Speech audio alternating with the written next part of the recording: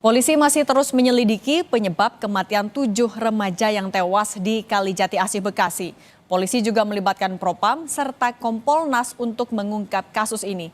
Kita bahas bersama Ketua Harian Kompolnas Beni Mamoto. Pak Beni, selamat petang.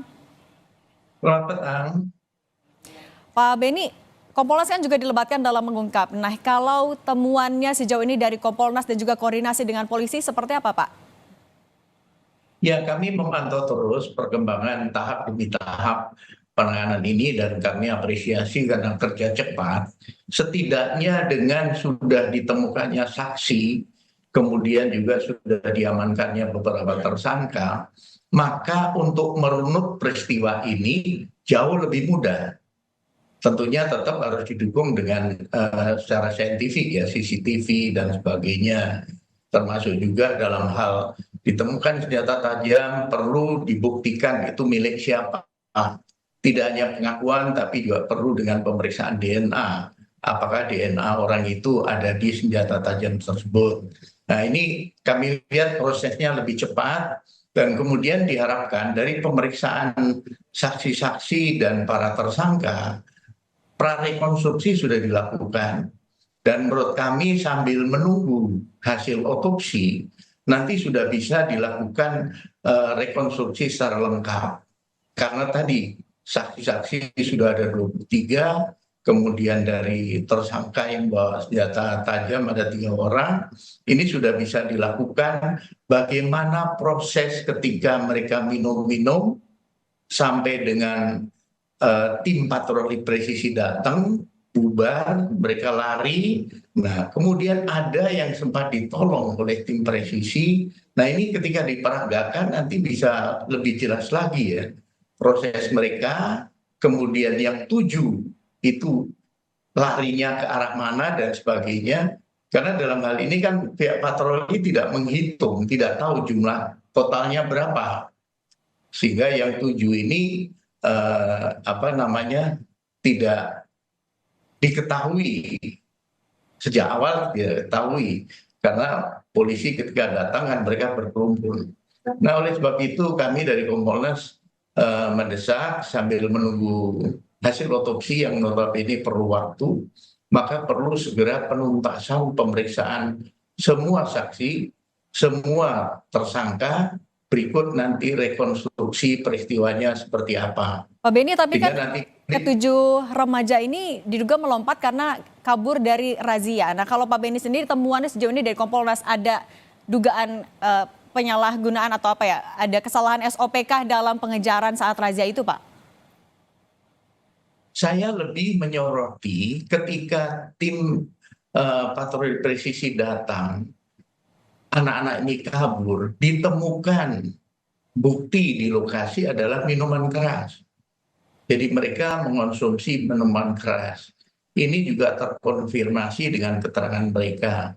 Ini menjadi penting karena ketika mereka di bawah pengaruh minuman keras, maka sekali lagi saya sampaikan, mereka tidak normal lagi. Cara berpikir, bersikap, bertindak tidak normal lagi. Rasa takut berlebihan sehingga kabur, atau sebaliknya, malah berani melebihi dari orang yang normal. Nah, inilah yang menyebabkan kondisi bagaimana mereka nekat lari dan tanpa kalkulasi risiko, termasuk menyeberangi sungai yang notabene mungkin dia tidak begitu tahu kondisi sungai itu.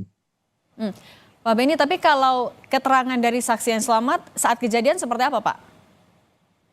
Jadi sementara disampaikan bahwa tadi sudah dirunut juga sudah dirilis oleh Kasat Reskrim bahwa ketika tim patroli presisi datang, mereka berkumpul sekitar 60 orang. Ada 30 sepeda motor di situ. Nah, ketika datang pada kabur, ditemukan di situ ada senjata tajam, juga ada minuman keras. Nah, arah larinya 2 arah. Satu mereka ke gang perumahan, yang satunya ke arah Kali Bekasi. Nah, sementara itu kan patroli tentunya tidak bisa menghitung ya berapa yang lari ke sungai, berapa yang lari ke gang. Nah, namun ada yang sempat ditolong oleh patroli presisi ketika dia tidak mampu untuk menyeberang. Dan itu akhirnya mereka memberikan keterangan. Oke. Nah, inilah yang perlu kami nanti sesegera mungkin setelah pemeriksaan tuntas dilakukan rekonstruksi sambil menunggu hasil otopsi nanti keluar.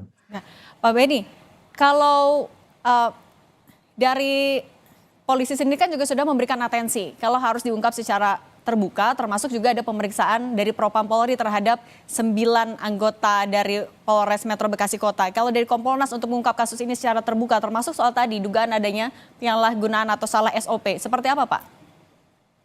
Ya, kami dari Kompolnas selaku pengawas eksternal diberikan akses seluas-luasnya oleh jajaran Polri, oleh Pak Kapolda, Pak Kapolres, untuk kami mensupervisi kasus ini. Sehingga tahap demi tahap kami terus pantau perkembangannya, hari ini meriksa berapa, siapa saja, dan sebagainya. Nah, nanti pada saatnya rekonstruksi kami juga akan hadir ke lokasi, dan kami selalu mengingatkan, berangkat dari pengalaman kasus di Padang, kami selalu ingatkan untuk optimalkan pendekatan secara saintifik. Contoh, handphone yang disita segera dibuka, isinya apa, jejak digital dari anak-anak ini di medsos bagaimana, kemudian juga profiling anak-anak ini semua, terlibat dalam berapa kali tawuran, di mana dan sebagainya, pimpinannya siapa dan sebagainya. Ini perlu segera dilakukan supaya nanti diketahui ada berapa geng atau kelompok yang sering melakukan tawuran. Maka kami juga menghimbau untuk dilakukan patroli cyber kepada seluruh jajaran Polda untuk mengidentifikasi potensi gangguan Kamtipmas yang disebabkan oleh tawuran yang dilakukan oleh kelompok-kelompok. Ini sudah dilakukan oleh Kapolda Sumbar.